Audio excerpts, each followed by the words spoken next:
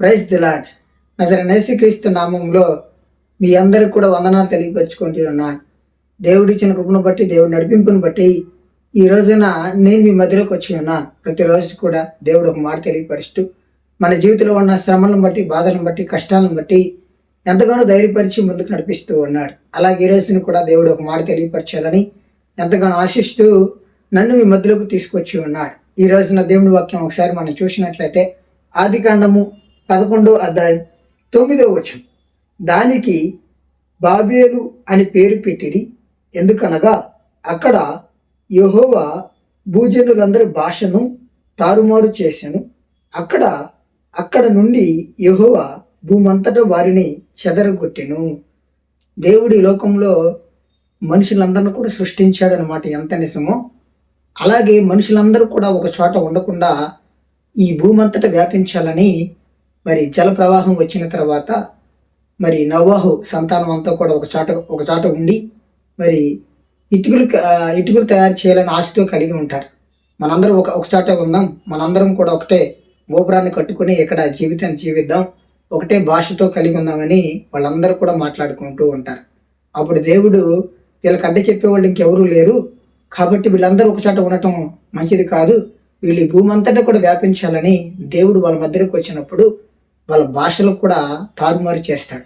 వాళ్ళందరూ కూడా వేరు భాషలతో మాట్లాడుకుంటూ భూమంతటా కూడా వ్యాపించేస్తారు. దేవుడు తెలుసుకుంటే ఒక మనిషిని ఏదైనా చేయగలుగుతాడు. ఎందుకంటే ఈ భూమి ఆకాశాన్ని సృష్టించిన సృష్టికర్త అయిన దేవుడు ఈ లోకంలో మనుషుల్ని ఏ విధంగా అయినా మార్చగలుగుతాడు.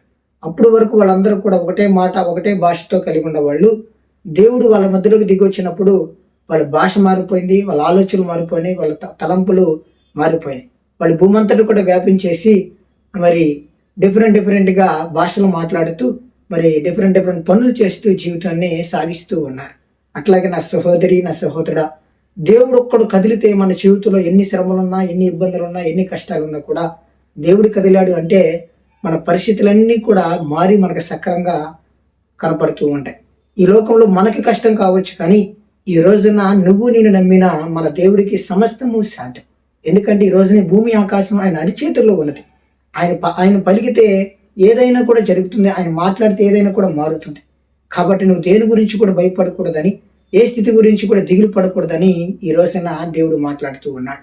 ఈ రోజున ఎవరైతే శ్రమలలో, ఇబ్బందుల్లో, కష్టాలలో ఆదరణ లేక, సహాయం లేక, ఆందోళన పడుతూ ఎన్నో శ్రమల్లో నలిగిపోతూ అనారోగ్యంతో కూడా బాధపడుతున్న వారితో దేవుడు మాట్లాడుతూ ఉన్నాడు.